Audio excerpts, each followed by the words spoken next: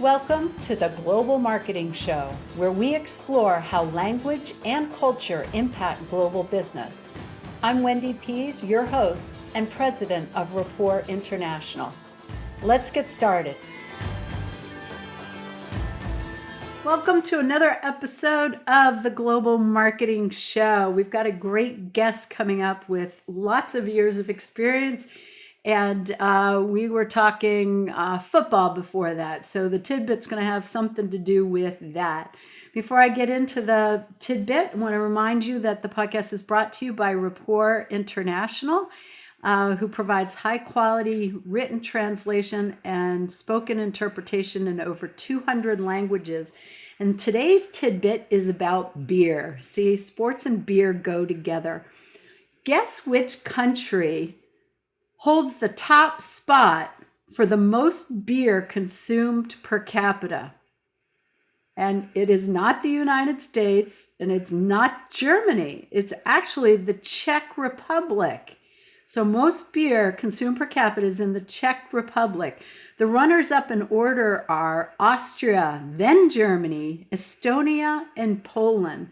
The United States falls in at number 14. So happy beer drinking, everybody. Well, that'll bring me over to today's guest, who is John Saylor. And he has over 50 years of diversified international trade and logistics experience.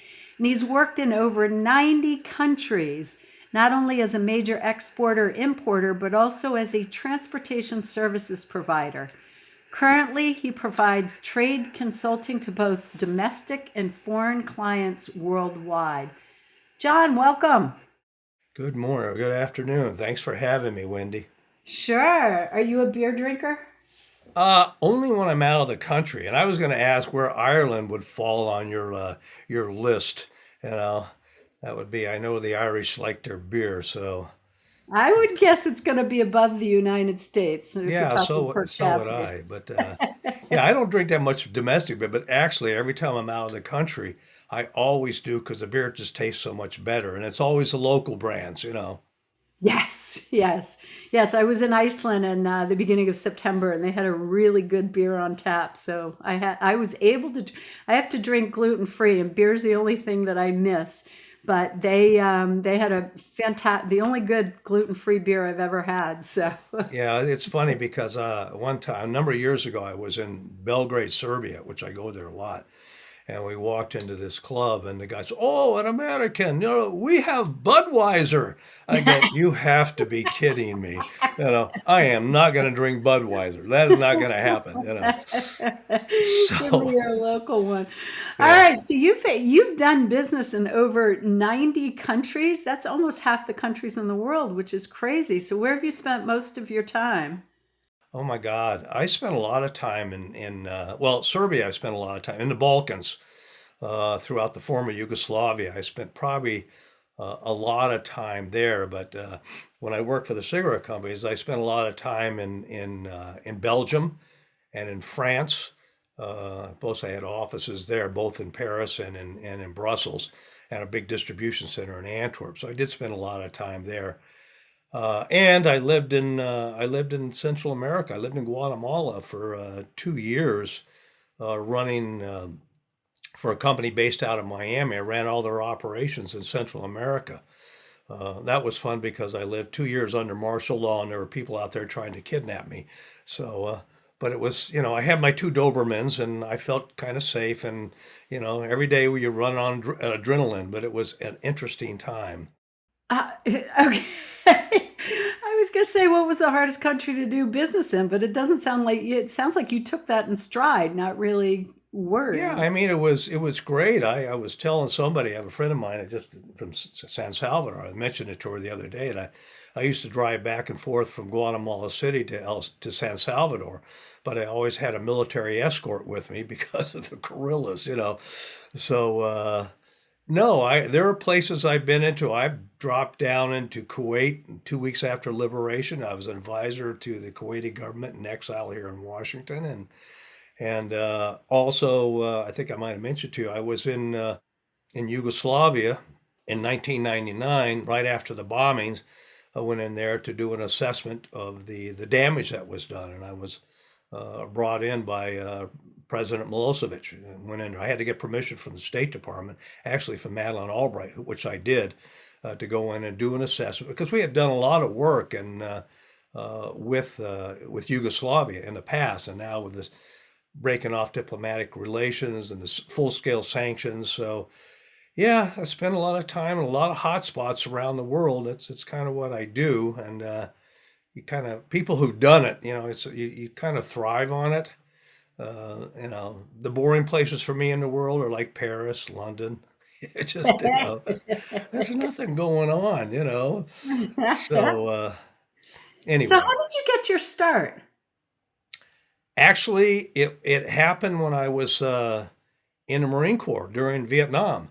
Um, I had volunteered, and I got into the Vietnamese language school. The Marines wanted their own translators because at the start of the war, our interpreters were turned out to be Viet Cong, and a lot of Marines were getting killed. So the Mm. Marines decided we're going to have a school, and we're going to train people. We want our own interpreter. So I went. I spent 3 months in an immersion course. I went from 8 in the morning to 10 o'clock at night, and all we spoke was Vietnamese for 3 months. And as I was I graduated. I was supposed to join the First Marine Division at Da Nang, and my orders were canceled. Told me to go to headquarters Marine Corps, and I've been accepted to State Department school. So I became an embassy Marine, and the irony of it is, out of the 13 openings in the embassy in Saigon, I was the first Marine to come through there that could speak Vietnamese fluently. They sent me to Managua, Nicaragua. So, so Doesn't make I actually sense. went through when the Sandinistas first tried to overthrow the country. So I was going through a Banana Republic war down there, and the guys who were at the embassy in Saigon were just having a good time and partying. So, but anyway, my point being is, while I was there, I met a lot of American expats, businessmen who were there that would come to the embassy all the time, and they were explaining to me what they did and their international work, and they traveled all over the world, and they were doing business there in other countries, and I was just totally fascinated by that. And so that was my objective. From that point on, I knew that as soon as I got out of the Marines, I wanted to do something in international. That's all I want to do. I want to travel the world, meet with people around the world, do business around the world. And that's what I did. And it all started from that one assignment when I was 19 years old. And so you get out of the Marines, and what was your first international business? I worked for a freight forwarder, customs broker in Miami, and learn the ins and outs of I always tell people that they underestimate their freight forward. Those who are in international trade, but your freight forwarders and custom brokers, they really know it. They know the ins and outs and what's required. I eventually had my own freight forwarding and brokerage firm, but at that time, this was in 19, I'm dating myself, well, 50 years. So this is 1968 and 69. I did that. And lo and behold, they sent me back to, in 1970, I went to live in Guatemala City to run their operations throughout Central America because they had offices in every one of the Central American countries. So I based myself in Guatemala City and traveled throughout the region.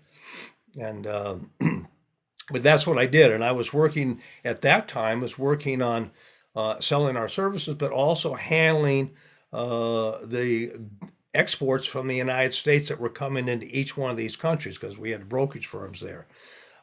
So local transportation, customs clearance, the trade issues that were going on. I worked on all that at a young age. And Okay, so take me back to, you said something interesting about your freight forwarders and your custom brokers. You said they know it all. So talk to me about how you'd work with a customs well, broker or freight forwarder to get that knowledge. anybody that's going to be involved in trade, other than if you're working for a company, you want to start doing your business is going, you're going to ship something out of the country, you need a freight forwarder because they'll know the regulations in the country they're going to. They'll understand what you're doing. They'll look at the product you have. They'll be able to tell you, like a lot of exporters who are new to exporting have no idea about whether or not their product needs an export license. you know, and they won't know. Now the forwarder, the forwarder will advise them. I think you need to check with the Commerce Department that you need an export license, a BIS license, or your product has military applications. You're going to need a State Department license. So for the ITAR applications. Now, the forwarder is not responsible for that. It's up to the exporter to get all that information, but the forwarder can guide them and tell them what they have to do and how to do it. Plus the fact that the forwarder can work with their clients, the exporters' clients in the foreign country they're selling to, whoever their client is, by working through their local agent to help them and guide their shipments through to those foreign countries. On the other end, it comes back the other way. So you have clients who, customers overseas, they want to sell product in the United States. So how are they going to do that and bring it in? So first things you do is having working with a customs broker that will be able to guide them to define what their duty rates are going to be. I have a little funny story, but and back in the 90s during the Clinton administration, I worked on the African Growth and Opportunities Act, AGOA, which comes up for renegotiations, which is a very great thing for West African countries. I worked on it when I was on the Corporate Council of Africa. I testified in front of Congress about it, and we got it enacted. Once it was enacted, Commerce Department put on a one-day program at their headquarters where they invited the ambassadors to the West African countries and their commercial attachés. And I went in there to do a presentation on shipping their products, bringing their products in from Africa to the United States and making a comment. If you think customs in your country is bad, you have never dealt with U.S. customs. So, and you can imagine the graft and the corruption that goes on in these African countries. And you're telling them, our customs is worse than your customs, even though there's no graft and corruption. You better prepare yourself. So that's what we did. And that was sort of the guidance that we did for everybody. So yeah, that knowledge and all that list of things that your freight forwarder can help you with. Somebody said to me the other day, not all translation companies are created equal. And so I would imagine that's the same for a freight forwarder. How would you go about picking a freight forwarder that you know you could trust? Well, you got to have a meeting with them. I mean, there's so many that are out there. You got big forwarders and you got little forwarders. You got mid-sized forwarders. You know. Now, I've always approached it to find a mid-size or smaller forwarder if you're a new company because you get more of a personalized treatment as you would from a big gigantic forwarder. A big gigantic forwarder, of course, has all the wherewithal to be able to handle anything. You hear about these things. We'll use DHL or FedEx. Well, they're always good for express packages, but some things they're not good at. So you go for a forwarder. Specifically, you want to find a forwarder that's knowledgeable in the country that you're exporting to. Not all forwarders are good for, there's some that are really good into Europe that don't know anything about the Middle East and vice versa. So you have to do your homework, and a lot of, as you know, we talked about, I sit on the district export councils, and have been since the 90s, and we have always, people who are new to export, we working through the Commerce Department and the state agencies that make reference to, we will help small and new to export companies to advise them how to go about doing that. And we can identify freight forwarders or customs brokers for them, whether it's big or small, depending on what their needs are. Oh, okay. So, yeah, why don't you say a little bit more about the what you've seen in the decks? Like, what is the deck? What's the purpose for it? And why are they helping people find freight forwarders at no cost? Well, the district export councils, there are 60 some odd district export councils in the United States. From every state has one. And some have a little more, like California is so big, you have several decks that are out there. I think there's 66 decks. And Texas has several, and so does Florida. Here in the state of Virginia, we just have one. But we also handle the District of Columbia, Washington, D.C. comes under our control. Every deck member, we're limited to only 36 members on the District Export Council, and we're appointed by the Secretary of Commerce. So there's a whole approval process that we have to go through to be appointed to the decks. The decks serve as an advisory capacity to the Secretary of Commerce and the Commerce Department, basically on the commercial service on advising and helping them on promoting and serving for U.S. exports out of the United States. Now, we also work on the import side, but the main emphasis is on the exports. So, working with the Commerce Department, which has offices throughout the United States, and of course, thinking of the commercial attaches that we have in the embassies and consulates.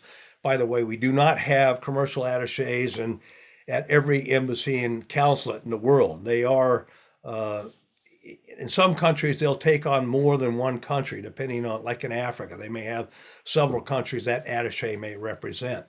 But the Commerce Department here has, in each state and each area as a district, that we help them and work with companies, exporters. Now we're all exporters, and we have manufacturers, we have service providers, a lot of attorneys, got bankers, insurance people. Everybody's involved in the international. We talk, we meet, but there are things that come up that we will provide service as the Commerce Department asks to work with private companies, some companies who are new to export, to help them, to guide them. And we don't charge for that. It's a free service. Eventually, they're going to want to dig down in the weeds, and then we will recommend somebody that could basically help them for whatever their need may be, i.e., again, a freight forwarder or a custom broker, a banker, an insurance company, a trucker, and it all depends on what they want. So basically, we are there. We've been around since the Nixon administration when they first started this. We've been going through subsequents every time there's a change in a secretary, and now there's been a big change now with the Trump administration. So we're all now with the secretary learning who the decks are, and we as a deck getting comfortable with who the secretary is and the undersecretaries in ITA, International Trade Administration, which is what the commercial service comes under. So, but we also work with the other sections of commerce, mainly BIS. And that's also on the licensing and making sure that we have what we need. So that's basically what we do. And why is it for free? Because the decks are out there to help. We're not out there to make money. I mean, we'll put on seminars and webinars. We do that, you know, all the time across the country. And there's a fees for that, and they'll charge depending. Could be a half-day seminar, it could be a 3-day seminar, on depending on whatever the subject matter is. But when the Commerce Department calls and says, we have a client, that somebody's reached out to us that needs some help, could you talk to them? Absolutely.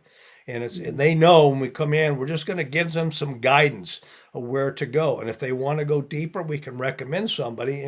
Like I said, I'll go back to the freight forwarders. You'll need a freight forwarder, and this is who we'll give you several. We're not going to be one at Pacific. We're not going to say, oh yeah, use this one only. No, we'll give you several. You pick. Here's their phone numbers. Here's the contacts. Let them know that that we you were recommended by the district export. You can use my name, and but at that point in time, we'll take them as far as they can go before they realize, hey, you need a lawyer. You need somebody who's going to be able to help you to work on. You're going to need an export license on the product you have. We know you don't know how to do it. I'll recommend companies to you that will do that. There's a fee for what they'll charge you to guide you through in order for you to get an export license. Mm-hmm. But whatever you do not export without that license, because you're going to get penalized and you could lose the ability to export. Yeah. And you could get fined and you could get jail time if it's really something bad. Depending who you sell to. Okay. Okay. Yeah, I sit on the District Export Council in Massachusetts, and it's just amazing the number of people that I've met throughout the nation that in Massachusetts and throughout the nation that just want to help exporters. I mean, it's a small community. It is a small community. It's a difficult time right now, going out with everything that's going on. And of course, there's, like I always tell, as what you and I spoke before, I look at, trade, people have to remember trade is a two-way street. It's not just what we're exporting. So a lot of us exporting, we're also importing. So you have to remember that side of it as well. So our business partners overseas, everybody has to get something out of it. And your partners have to be happy. They're going to be satisfied with what you're doing when you do get in a trade agreement. So there's been a lot of volatility in tariffs now, which has affected trade, and I've heard all sorts of stories. What are you seeing on the people you're advising and talking to? Uh, How are they there's handling it? there's Practical, not a yeah. lot of happy. We went from the average tariff of before Trump came into office. It was 2.5% across the board for everybody. And then, they slapped all these huge tariffs on it. Man, right now I think it's like 18 or 19%. And some countries, oh, this is a good deal. I said, well, it's not really a good deal. And, last, December 19th, 2025, your tariff rate was 2.5%, and now it's 19%. Not really a good deal for you if you look at it that way. Uh, there are some U.S. manufacturers that are happy about it because they're trying to protect our industries. But the majority of people I speak to are not happy about it because, one, you're imposing tariffs on people. They don't like the tone from the United States of being dictated to. And as I told you, I've had 3 trips in this past year. I was spent in January and February. I spent 2 weeks in Thailand talking to people over there. They were not happy about where the United States was going on their trade aspects. I was in Lima, Peru in the end of June at the Association of American Ports Authority, their annual Latin American conference. There was about 1,000 people there. Everybody I talked to from Latin America, they're getting slammed on the tariffs. They're not happy what's going on. And then I just recently returned, just 2 weeks ago, from Serbia and Switzerland, and they don't understand. Why are they being penalized? I mean, a little country like Serbia, for example, has got a 35% tariff rate. And the United States is like their 25th trading largest trading partner.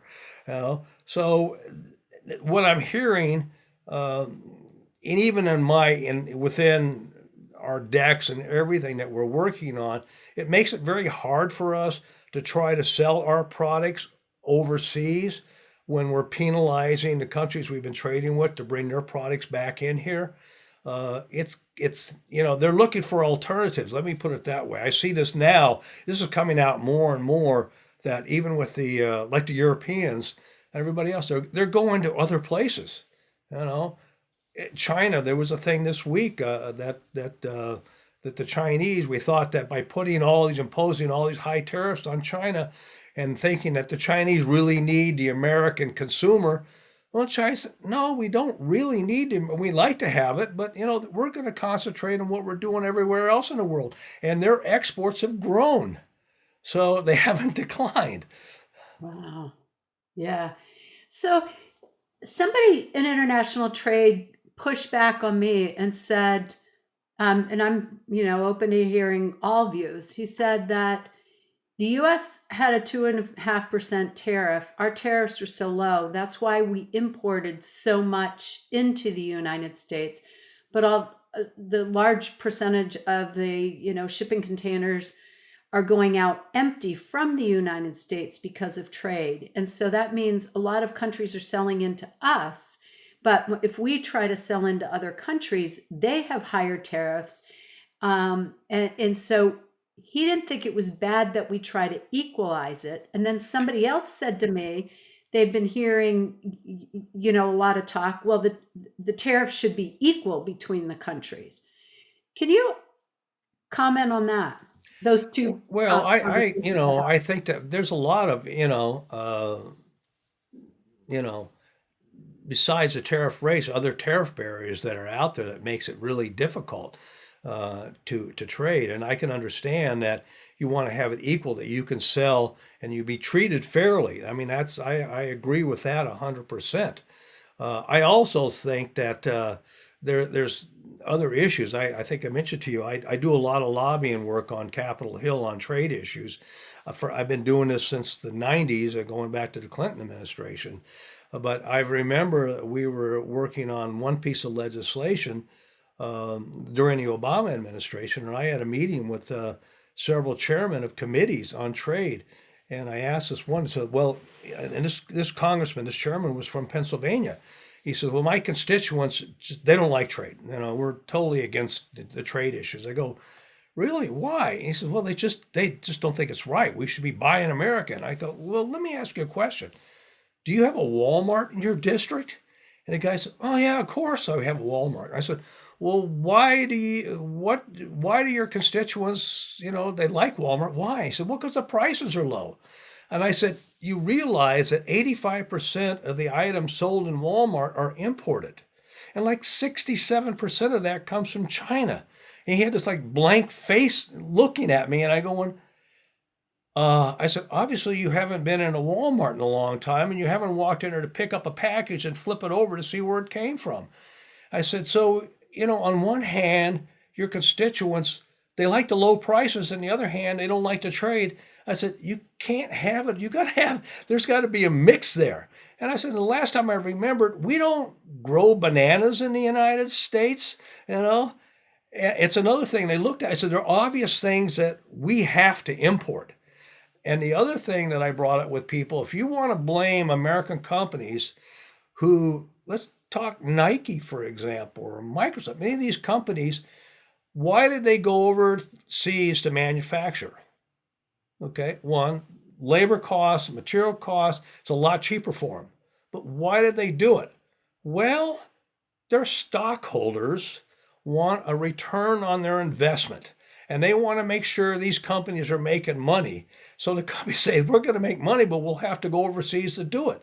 Okay, great. Well, now the stockholders are happy, But you see this goes back and forth. So who do you blame?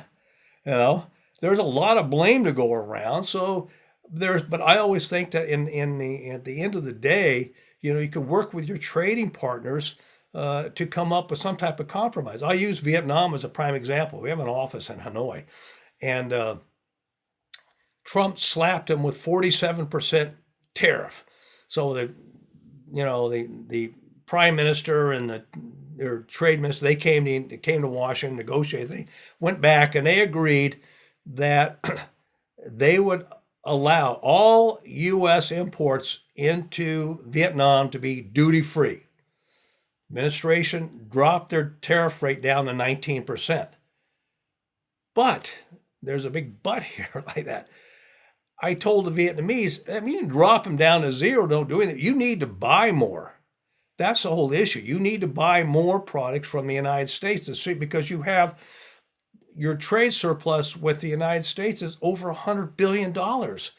It's huge. You are the 9th largest trading partner with the United States, and that's why you're getting hit. You need to buy more. You need to lower that difference. So they're looking, but at the same time, now they get slapped with the cost of what they just put onto it on furniture.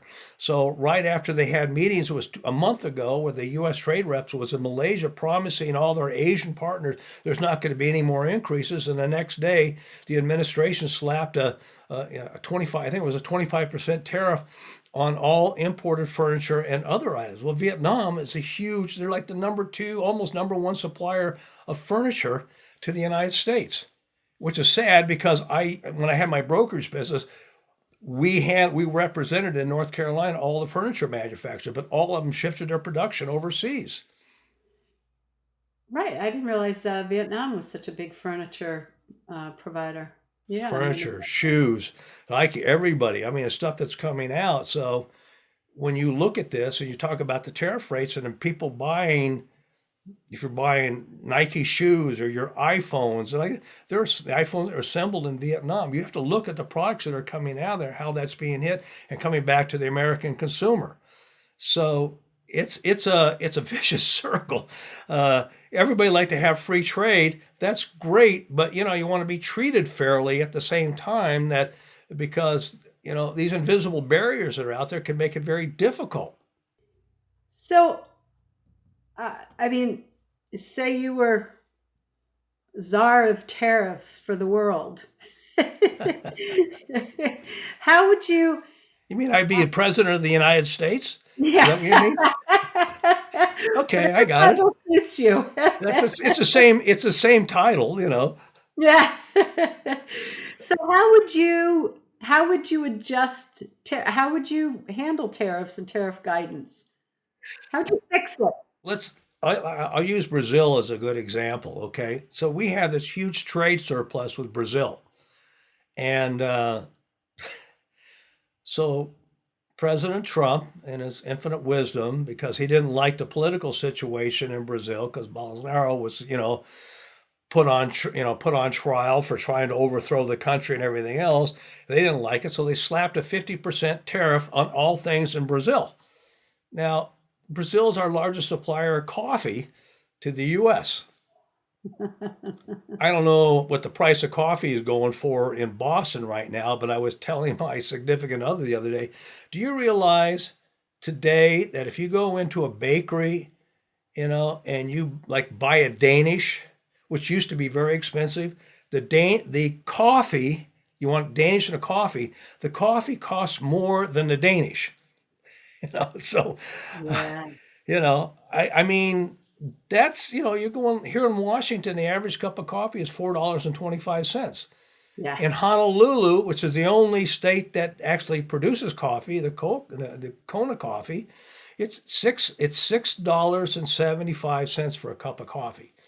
So you're penalizing them. My point, going back to your original question, being the czar doing that, you go to these countries, you don't insult them, you don't threaten them. You have a conversation with them and how we can work this out together. And you tell them, like this, because right now the first thing out of the box is we're going to threaten you. You saw when Trump did his Independence Day thing from the White House lawn and had all these charts up there. Nobody was right away slapping everybody. That's what it is. Then now you have to deal with it. Now come back and talk to us. That's not how you do that. That's not the way you go about that. You need to have a conversation with your trading partners. You have to talk to them. These are the barriers that we're seeing. These are the things we'd like to bring down. How can we do this and work together so that it's a win-win situation for both of us? Right now, it is not a win-win situation for both of us. Most of our trading partners are getting hit. They are not happy about this, but they have to do it because they want to trade with the United States. You know, Mhm. Unfortunately, I mean, it's great that you do that, but you have to look at the unintentional consequences of what may happen out of this. So we can look at steel. You can look at some of these big commodities that are slapping these tariffs on. How's that affecting us? How many jobs are you saving? But at the same time, how many jobs are you losing? You know. Yeah. So they don't look at it that way. And it's not just the Trump. That happened during the Bush administration on steel. It really is a country by country negotiation and looking what the trade is between the two countries. And I'm sure currency would have something to do with it and population. And, it's not just money volume of No, there's dollars. a lot of things that are in there allowing American companies to do. You got your direct foreign investments coming in. We want to bring, it's like I said when I was in Serbia. So I asked the question, what did you guys do to deserve 35% tariff? You don't have anything. I mean, Trump, and his son-in-law, they're in Belgrade trying to build a hotel. And they're pushing back against the hotel. Is that having to do with it? Well, it has a lot to do that the Chinese are there. Chinese are in Serbia big time. They're making the investments. Other countries are coming there and doing investment. The American companies are kind of, well, we've been there, and I've been working in that part of the world in Serbia since the 70s. And I've seen it. At one time, the U.S. was one of the largest investors there. We don't do that anymore. So some of these countries, you have to look at what's holding us back from going in. What are the attractions? What can we do?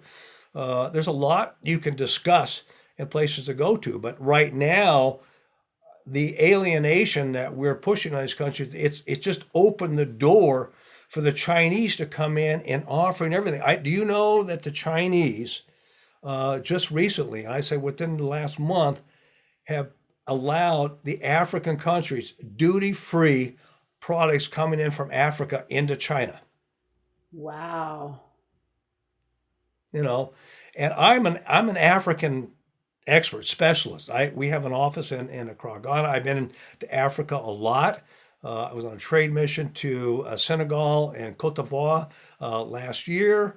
looking at this, the opportunities that Africa is a great opportunity to go there. American companies are starting to do that, but how are we treating the Africans? We have, as I said, the African Growth and Opportunities Act is due to expire this year, and will Congress extend it, which is a benefit to the African countries.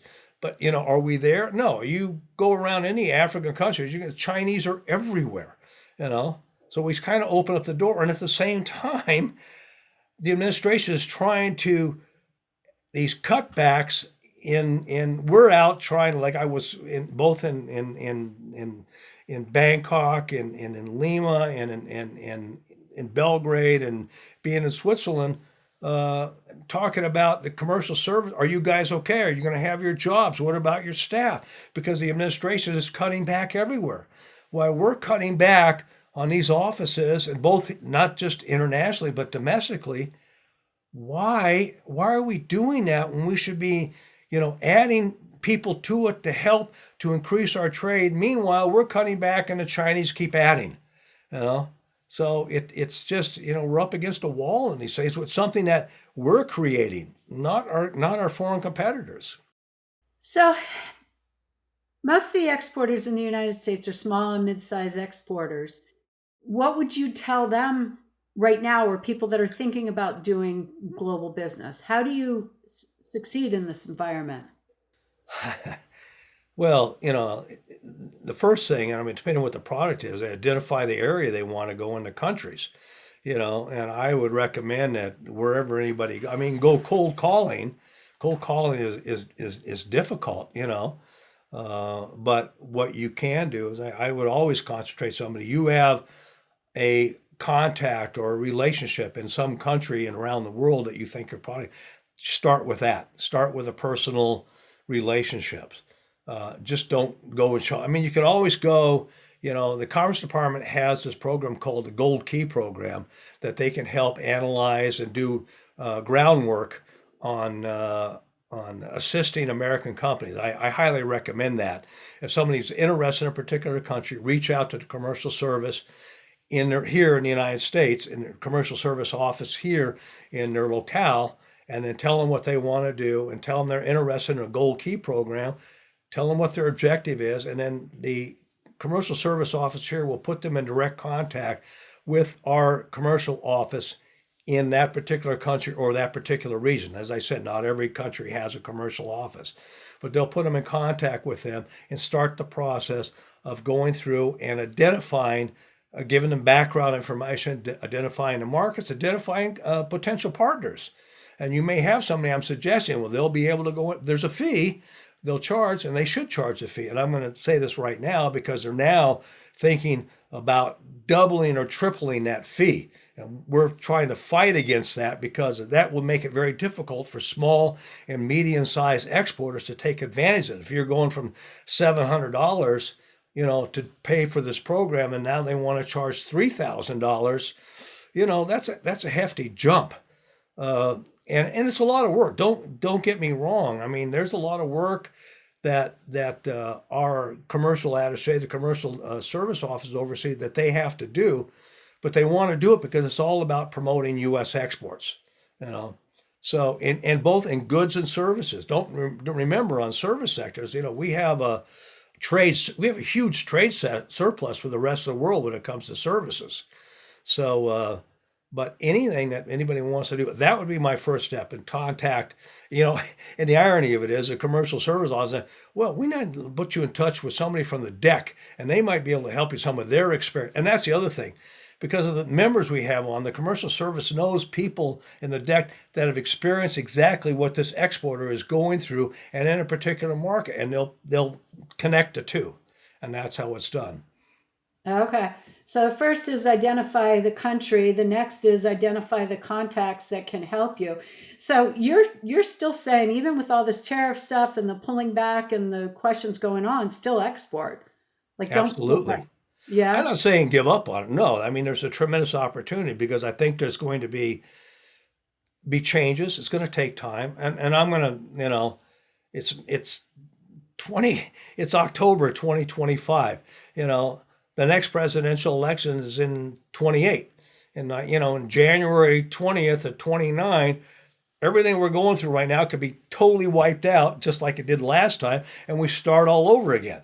You know, so but that's how it's always been. I mean, you just got to go with the ebb and flow. But do your homework, position yourself, be prepared, and go with it.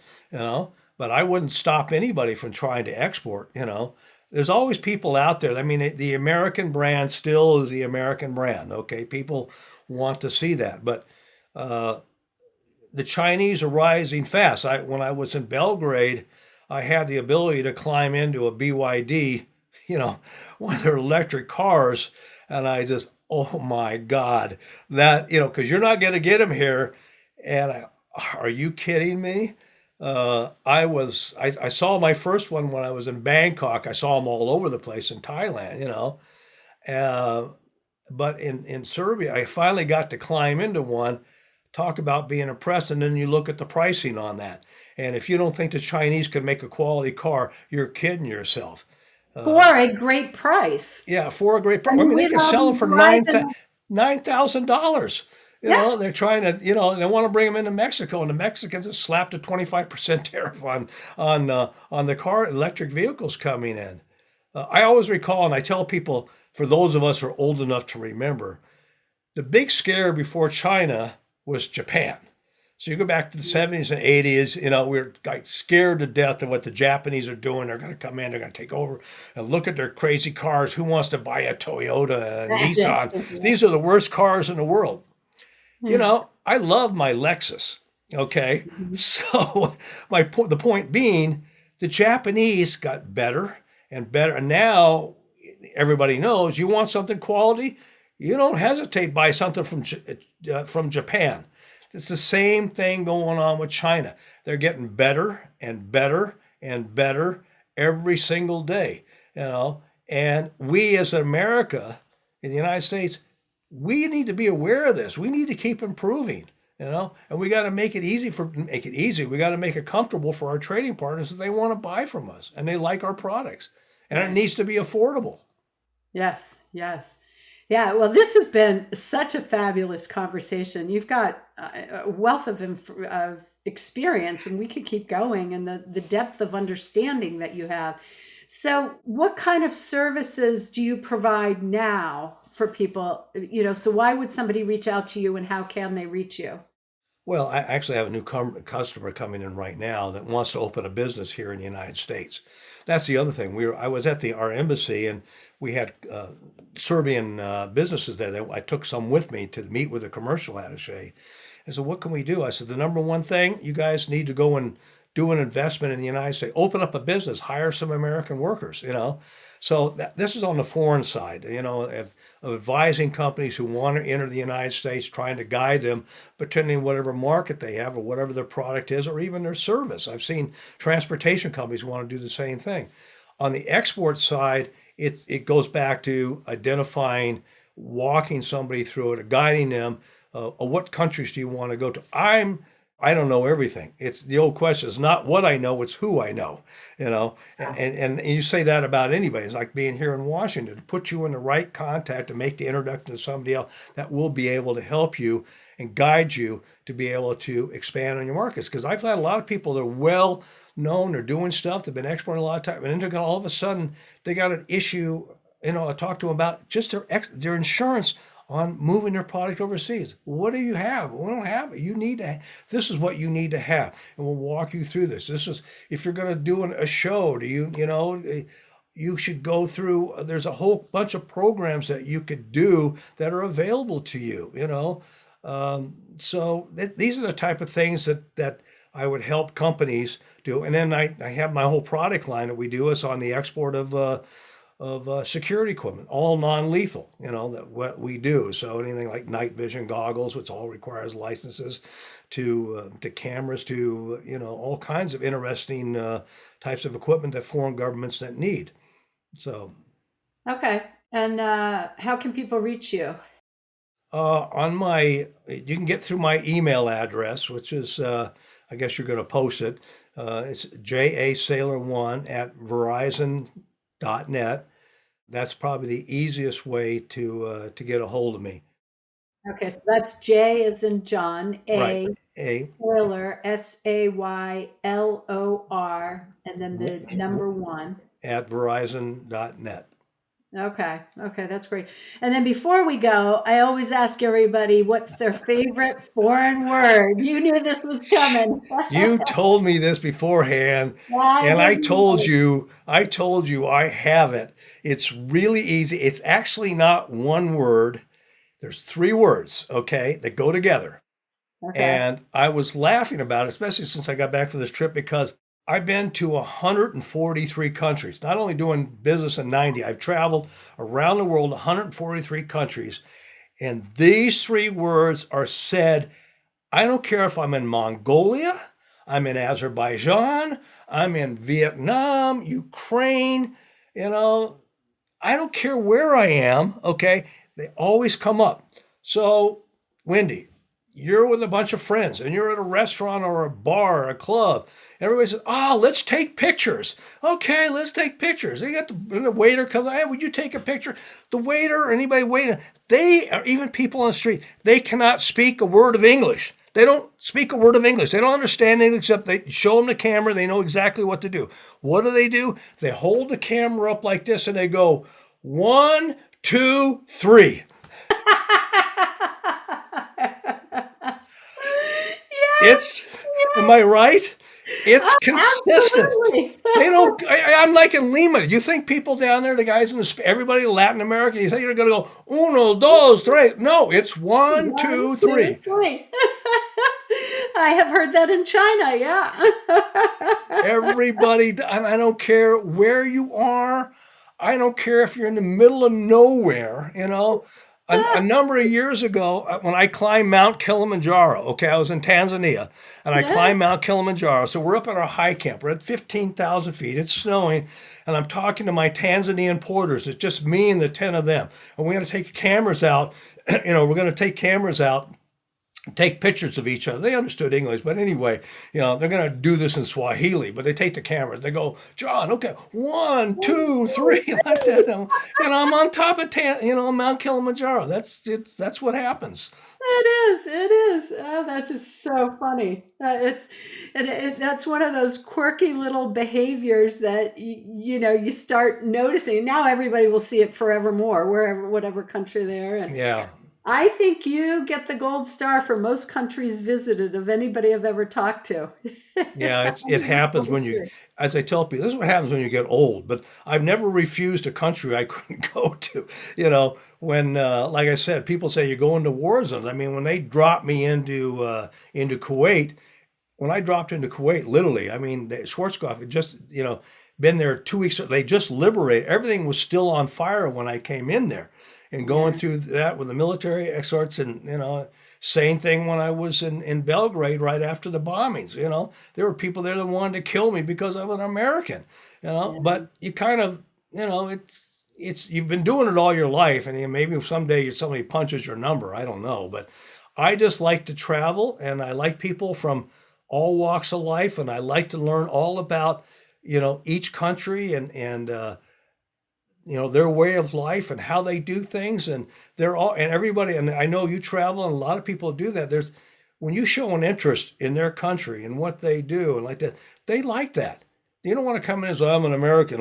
No, you come in like this and tell me about your how things are going, your customs. I want to know all about this stuff. Yeah.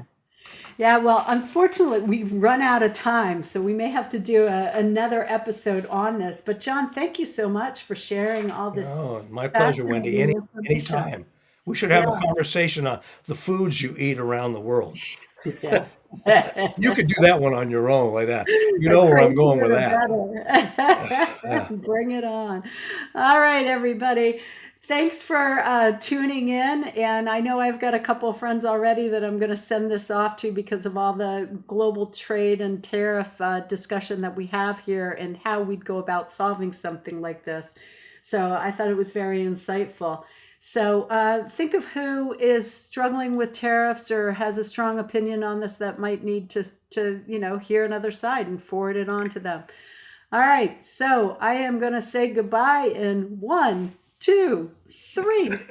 Bye, Wendy. Bye. Thank you for listening to this episode of the Global Marketing Show. We started this podcast to capture the stories of people who do global marketing and work for companies that export, since those companies have higher revenues, higher profits, higher valuations, higher salaries, and more stability, according to the U.S. Department of Commerce. If you enjoyed this podcast episode, please leave a review and subscribe. And if you know somebody who would be a good guest, introduce them to me, your host, Wendy Mackenzie Pease. If you'd like to learn more about global marketing or language translation and interpretation, visit Rapport International's Resource Center at www.rapport translations.com. Au revoir. Hasta luego. Ciao for now.